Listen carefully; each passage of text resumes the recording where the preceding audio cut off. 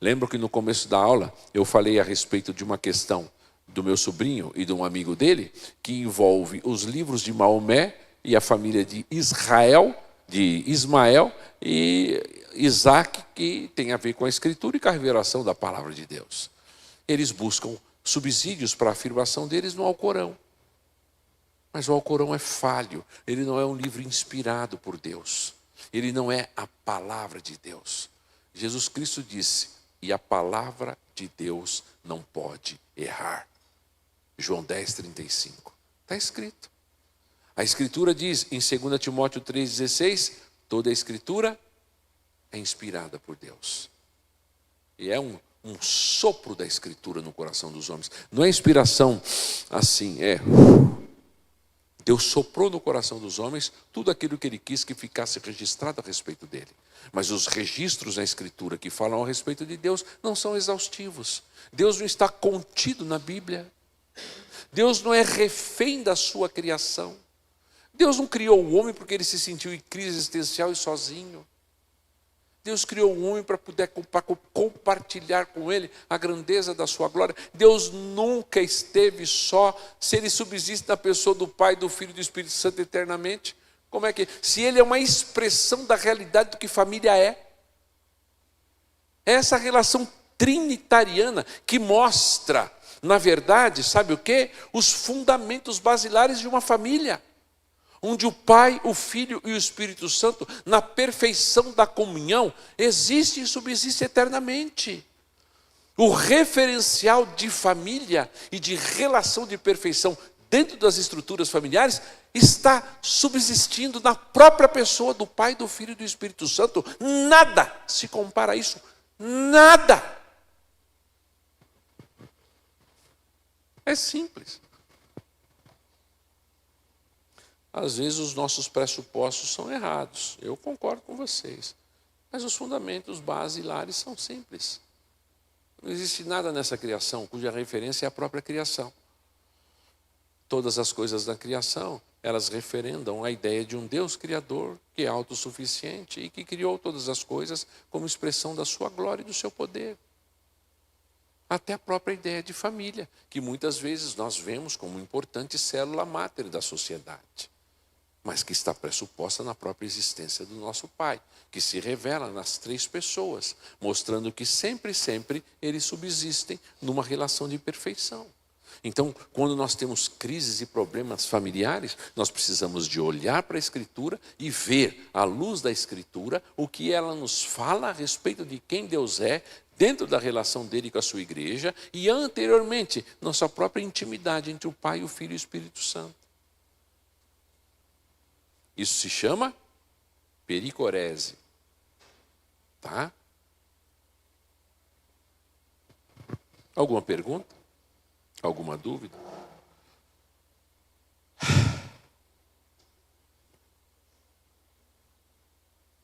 É isso. Então, ai.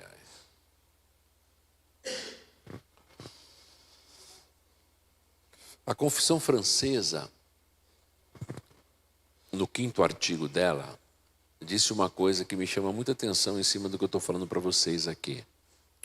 Ela diz o seguinte, a Escritura é a regra de toda a verdade e compreende tudo quanto se requer para a glória de Deus e para a nossa salvação. De modo que não é lícito, nem aos homens, nem aos anjos, lhe acrescentar ou subtrair qualquer coisa. Nem aos anjos, nem aos homens. Então, esse 5º artigo mostra que a Escritura Sagrada é a palavra inerrante de Deus. Portanto, ela é o fundamento para a nossa vida e para tudo aquilo que a gente faz. As palavras das Escrituras são suficientes. Então nós devemos sempre crer nelas, ok? A confissão francesa, ela quer dizer tão somente que a palavra de Deus, ela está, de certa forma, excluída de todas as tradições dos homens. As tradições humanas, elas podem errar, elas podem ter os seus equívocos. Ela não está incluída em projetos humanos de tradições humanas em relação à sua própria autenticidade. Ela não depende disso. Os credos e as confissões dependem. A palavra de Deus não.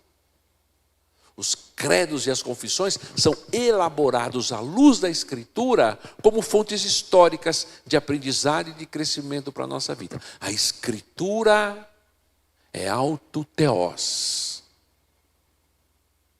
A Escritura é autêntica em si mesma. Ela é a revelação do nosso Deus para a nossa vida. Tá? Somente ela é isso. Mais nada. Okay? A suficiência e a perfeição das Escrituras não consiste em condenar nominalmente todos os erros e heresias. O que ela faz? Ela anuncia claramente todas as doutrinas positivas. É certo e obrigatoriamente que a palavra de Deus, e somente ela, deve ser nitidamente conhecida de nós e para nós. Ela fala de erros, ela fala de falhas, e isto não compromete a sua suficiência, isso não compromete a sua plenitude de inspiração. Ao contrário, o fato dela ter algumas coisas nesse sentido, ela só mostra a nossa própria descendência, a nossa própria dependência do nosso Deus. Então, Deus revelou aquilo que Ele revelou na Escritura Sagrada, e essas coisas devem servir de desígnio para a nossa vida, de acordo com aquilo que Deus determina na sua palavra. A palavra de Deus é autoteós, ou seja, ela é uma referência de Deus em si mesma. Ela é a revelação de Deus, ela é a palavra de Deus. E nós podemos usar as nossas habilidades racionais para entender a grandeza dessa palavra. Então, para que a gente, como pessoas que fazemos teologia, como disse o R.C. Sproul no seu livro, todos somos teólogos. O fato do teólogo ter conhecimento mais perfeito das conclusões não constitui razão para que uma pessoa ignorante não tenha o mesmo conhecimento em conformidade com a sua capacidade. É verdade. Existem coisas que nós discutimos aqui que algumas outras pessoas às vezes não sabem. Ele fez a afirmação de um termo teológico chamado substituição. É a doutrina da substituição em Cristo, né? Cristo é o nosso substituto no sentido redentivo. Muita gente não sabe, mas você pega aquela pessoa que às vezes é desinstruída, não tem tido a mesma capacidade de vocês e despojamento de horas para vir aprender a Bíblia. Ele sabe que Jesus Cristo morreu no lugar dele. Ele não vai usar a respeito da teologia da substituição penal, mas ele vai falar a respeito da crença dele de que Jesus morreu no lugar dele. Então, por mais que a prática da teologia nos leve a definir e conhecer as coisas com mais profundidade, não significa que pessoas, às vezes, não possam chegar a conclusões que sejam corretas, extraídos da própria Escritura Sagrada, em conformidade com a Escritura, subordinado à Escritura, na dependência da Escritura. Vejam, a Escritura é o fundamento através do qual uma igreja permanece em pé ou cai. Lutero disse isso no século XVI, quando ele usou o mesmo termo para falar sobre justificação. E ele disse: a justificação pela fé é o fundamento através do qual a igreja permanece em pé ou cai. É verdade.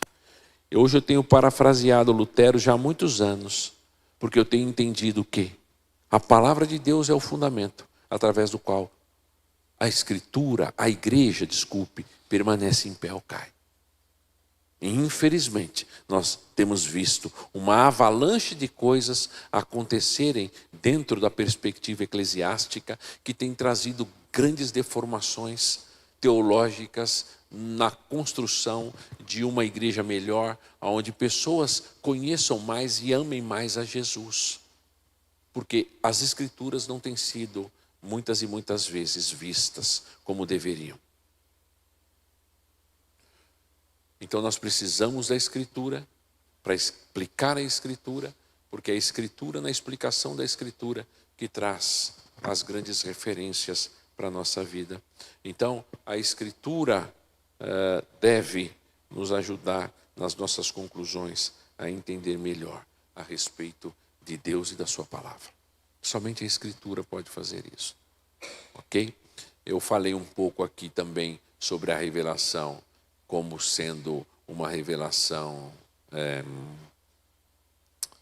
natural e uma revelação sobrenatural, que é vista através das obras da criação, né?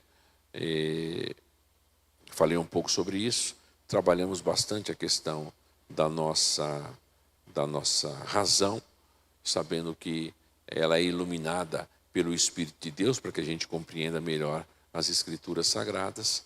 E se houver alguma pergunta a respeito disso, alguma coisa nesse sentido, por favor, é o momento.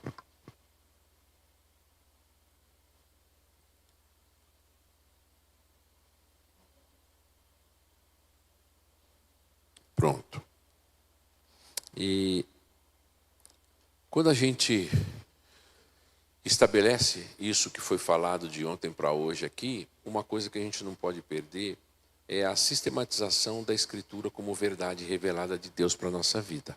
Ok? Por quê? Ela deve ser organizada como dentro de um sistema, para que a gente utilize da nossa habilidade racional de uma maneira melhor ainda. Eu creio que vocês entendem que as coisas elas precisam ser organizadas em todos os âmbitos da nossa vida, né? Nós fazemos planilhas, alguns fazem, eu não faço, mas alguns fazem, e é bom que se faça, algumas planilhas de gasto durante o mês, onde eles anotam aquilo que eles vão gastar em relação para que não se fure o seu orçamento. Então, isso é uma boa coisa, é um planejamento. A igreja, é provável que aqui faça a mesma coisa, mas todo final do ano a gente planeja lá na nossa igreja a agenda do ano inteiro. Então, tudo que vai acontecer durante o ano está planejado lá na igreja, já está pronto. Então, a gente só vai cumprindo. Todo mês a secretária mostra lá as semanas e o que vão acontecer durante esses dias ou das semanas. Nós gostamos das coisas planejadas. Então, quando a gente fala de teologia sistemática, a gente fala de uma teologia que é organizada, propriamente com os amontoados de pensamentos que existem na Escritura. A Escritura, ela parte do pressuposto da criação, da queda e da redenção. Por quê? Porque ele é um sistema organizacional. Existem outros trinômios? Existem vários trinômios. John Frame fala a respeito de trinômios. Como que é o nome dele? Ele morreu, inclusive. Escreveu Revelação Messiânica do Antigo Testamento. O Dr. Van Grone. Para ele é reino, mediador e aliança. Então, você tem vários tipos de trinômios na Escritura Sagrada, ok? E mostra o quê? A organização do teólogo, do estudante da Escritura em relação à revelação. Então, quando a gente fala de teologia sistemática, a gente fala de uma verdade que foi dada para nós e ela foi sistematicamente organizada. Por quê? Porque Deus, quando Ele revela as grandezas da sua palavra, Ele revela o conteúdo da teologia esparramado na Bíblia como um todo. E aí o que os teólogos fizeram? Eles pegaram o conteúdo que está se esparramado na Bíblia como um todo e organizaram para que nós pudéssemos aprender de uma forma, vamos dizer assim, melhor, seguindo um cronograma da própria teologia. Então, por isso que ela é uma teologia sistemática, porque ela é organizacional. Ela parte da revelação pressuposicional de Deus na Escritura como um todo, organizando esses pensamentos para que, para mim e para você, fique mais fácil de aprender. A Bíblia começa dizendo assim: no princípio criou Deus o céu e a terra. Até mesmo porque Deus nunca foi preocupado em dizer e em provar a existência dele. Quem tenta fazer isso argumentativamente somos nós. Mas é Deus que prova a existência dele no nosso coração. Mas ele não começa a Bíblia dizendo assim, eu existo. Tem necessidade disso. Agora, a Escritura como um todo, nós temos textos na Bíblia que mostram que nós precisamos de começar estudando teologia a partir do pressuposto de que ela é a grande revelação de Deus. E isso se chama o quê? Prolegômena. E na prolegômena a gente estuda o quê? A Escritura, a razão, o conhecimento bíblico, a revelação. Porque a gente vai estabelecer princípios que vão nortear a nossa maneira de entender a Escritura posteriormente. Então, eu vou estudar a respeito da revelação de Deus, porque depois eu vou estudar a respeito de Deus. Depois eu vou estudar a respeito do homem. Depois eu vou estudar a respeito de Cristo. Depois eu vou estudar a respeito da salvação em Cristo. Viram? É uma questão de organização. O pensamento linear, ele segue uma perspectiva sistematizada. Para quê? Para que fique mais fácil para nós. Então, como é que eu vou falar a respeito de qualquer coisa que seja na vida da igreja, se as pessoas da igreja não creem que a Bíblia é a revelação de Deus?